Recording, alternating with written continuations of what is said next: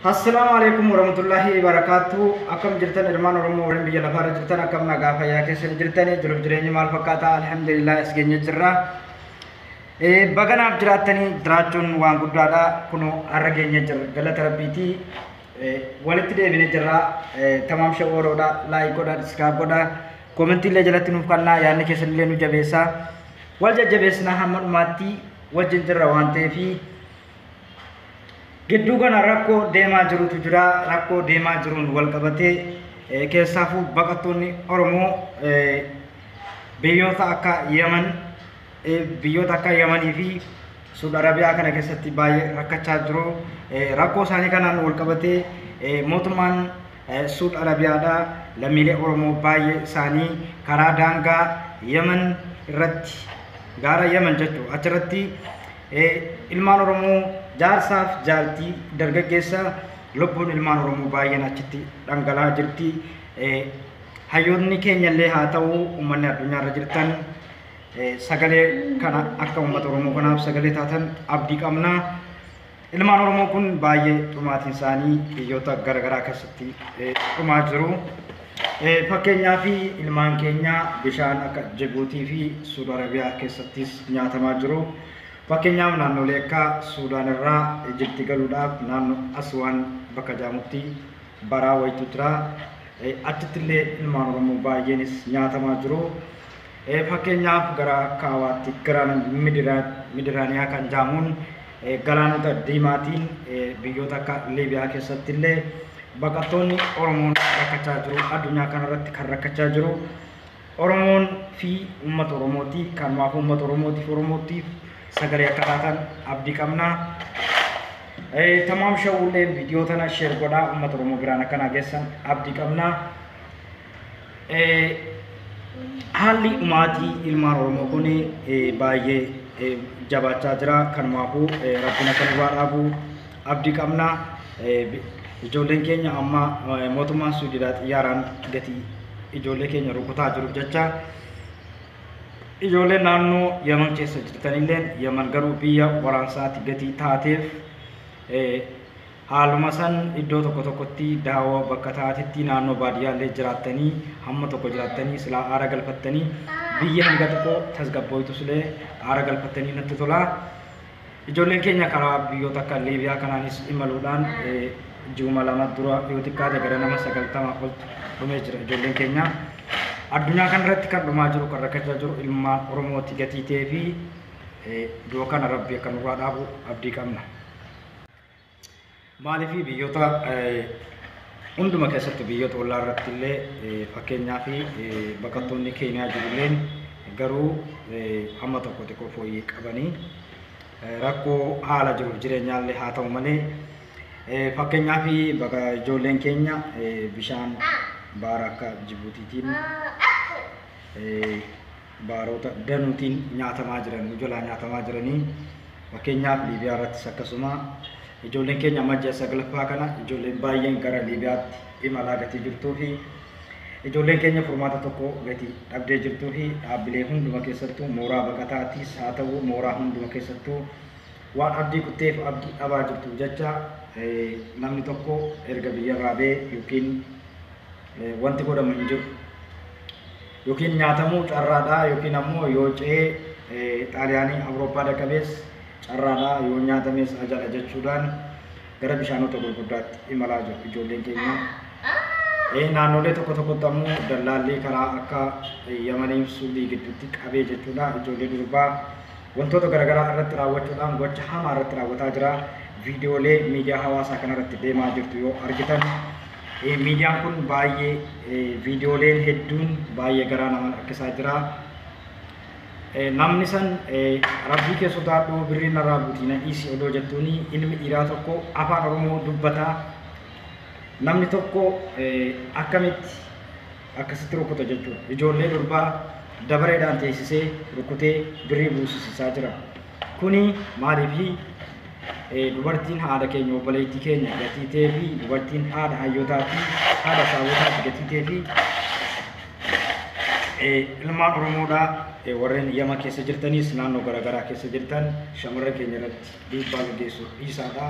Dallaalli seeraan ala ijoollee keenya ooftanii akka malee godhaa jirtanis gaafa tokko seenaan isin gaafatti garuu gaafa viidiyoon teessan baatee suuraan teessan saayiba keessanii maxxansaa gaafa san yoo gara Oromiyaatti deebitanis nagan taatanii kanumaafuu namni nama miidhu haara hin galfatu jedhudha yaa abbaa mancaati. Rabbiin nama miidhu Rabbiin nu dhorku. Akkasumas isin jaalala asirratti immoo wanti nan dubbachuu barbaade ijoolleen keenya mana hidhaa Suudi Arabiyaa keessa jiran baay'ee rakkachaa jiranii rakkan hamaa turre qaqqabaa jira.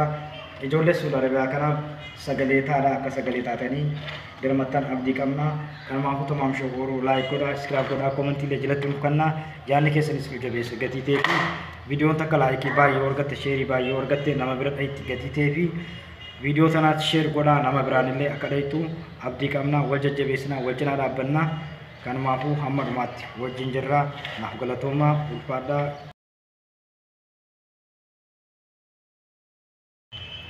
Ijoolleen keenya rakkoo hamaadhaaf saaxilamaa jiranii rakkoon isaan saaxilamaa fi jiran biyyoota hedduu keessatti rakkachaa jiranii keessaafuu inni dhiiraallee rakkinni hamaan irraa hagamu malee rakkoon ijoollee durbaarra gahaa jirtu kuni dallaalota biyyoota akka Yemen kana keessatti biyyoota Yemen Liibiyaa biyyoota lamaan kana keessatti wacha hamaa suukanneessaatti deemaa jira. Ijoolleen keenya yeroo ammaa kana silaa biyyarraa baqachuus dhiistanii karaa jireenya naman teessisu garuu silaa bakkuma jirtan teessanii rabbii keessa kadhatanii abdii qabna. Kanaafuu rabbiin jireenya baqaa kanaas akka nurraa dhaabu abdii qabna. Isa hidhamees rabbiin nuuf haa baasu. Ijoollee keenya kan Saudi Arabiyaatti rakkachaa jirtan kanaafillee du'aa nuuf godhaa.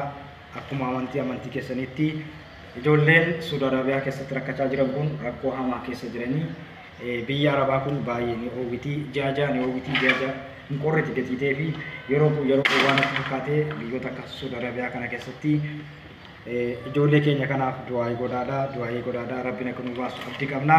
Mootummaalleen saba isaatiif dirmachuu qaba, lammii isaatiif dirmachuu qaba. Impaasiileen Saudi Arabiyaa keessa jiranillee impaasiin Itoophiyaadha. Lammiilee Oromoo tanaaf lammiilee Itoophiyaa tanaaf dirmachuu qabdi. Saba isaatiif dirmachuu akka qaban abdii qabna. Kanaafuu viidiyoo tanallee sheer godhaa jara birallee akka dhaqqabdu abdii qabna. Du'aa keessanis nu dagatinaa, du'aa keessanis nu cinaa dhaabbadhaa. Ijoollee keenya kanaas rabbiin mana hidhaatti akka nu baasu abdii qabna gatii ta'ee fi wal jajjabeessinaa, wal cinaa dhaabbannaa. Viidiyoo tanallee sheer godhaa, laayik godhaa. Yoo laayikii baay'ee argatte nama baay'ee bira dhayitti waan ta'eef ijoollee Saudi Arabiyaatti rakkataa jirtu kanaas rabbiin akka mana hidhaatii nu baasu abdii qabna. Wal jajjabeessinaa, wal cinaa dhaabbannaa hamma dhumaatti wajjin jirra gatii ta'ee fi hamma jirrutti sagalee waliif taanaa. Inshaallah galatoomaa ulfaadhaa gadaa bilisummaa akka ta'u abdii qabnaan isiniin jaa. Wal jajjabaadhaa, wal cinaa dhaabbannaa gadaa bilisummaa akka ta'u abdii qabnaa. Naaf jiraadhaa ulfaadhaan isiniin jaa.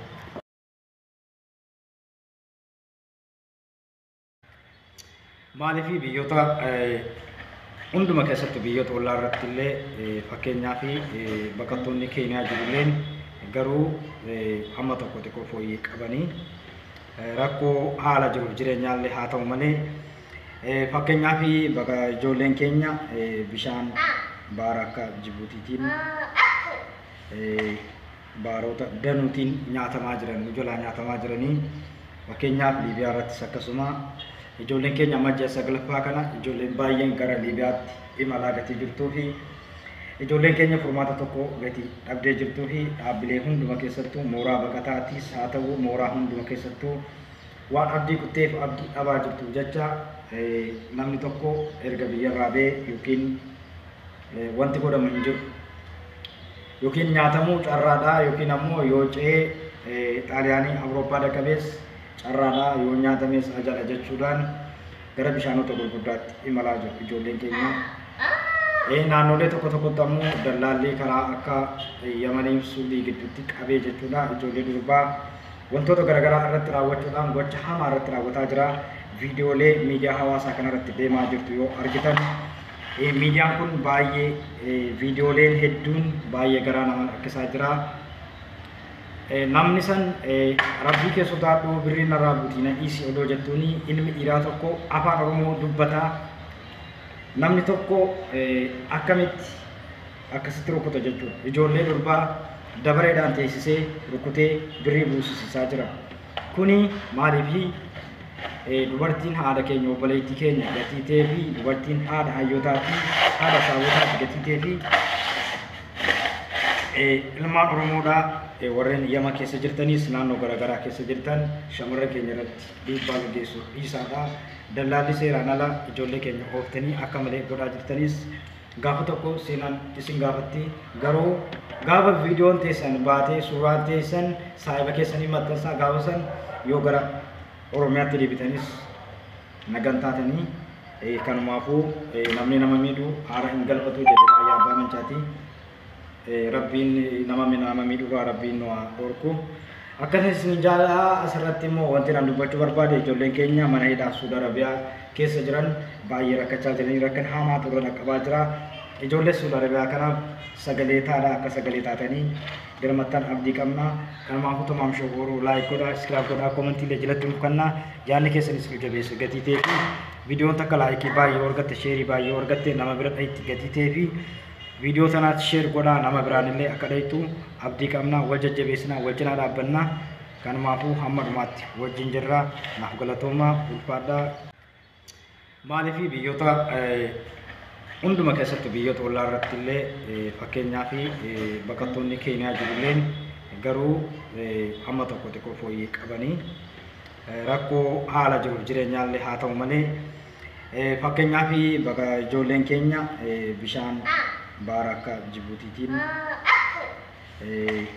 baarota danuutiin nyaatamaa jiran ijolaa nyaatamaa jiranii fakkeenyaaf Liibiyaa irrattis akkasuma ijoolleen keenya majja saglaffaa kana ijoolleen baay'een gara Liibiyaatti imalaa gatii jirtuu fi ijoolleen keenya furmaata tokko gatii dhabdee jirtuu fi dhaabbilee hunduma keessattuu mooraa baqataattis haa ta'u mooraa hunduma keessattuu waan abdii kutteef abdii dhabaa jirtu jecha namni tokko erga biyyarraa ba'ee yookiin wanti godhamu hin jiru yookiin nyaatamuu carraadhaa yookiin ammoo yoo ce'ee Xaaliyaanii Awurooppaa dhaqqabees carraadhaa yoo nyaatames ajala jechuudhaan gara bishaanota gurguddaatti imalaa jiru ijoolleen keenya. Naannolee tokko tokkotti ammoo dallaallee karaa akka Yamanii Suudii gidduutti qabee jechuudha ijoollee durbaa wantoota garaagaraa irratti raawwachuudhaan gocha hamaa irratti raawwataa jira. Viidiyoolee miidiyaa hawaasaa kanarratti deemaa jirtu yoo argitan miidiyaan kun baay'ee viidiyooleen hedduun baay'ee garaa nama rakkisaa jira. Namni san rabbii kee sodaadhu birrii narraa buutiina dhiisi odoo jettuuni ilmi dhiiraa tokko afaan Oromoo dubbataa namni tokko akkamitti akkasitti rukuta jechuudha. Ijoollee durbaa dabareedhaan teessisee rukutee birrii buusisaa jira.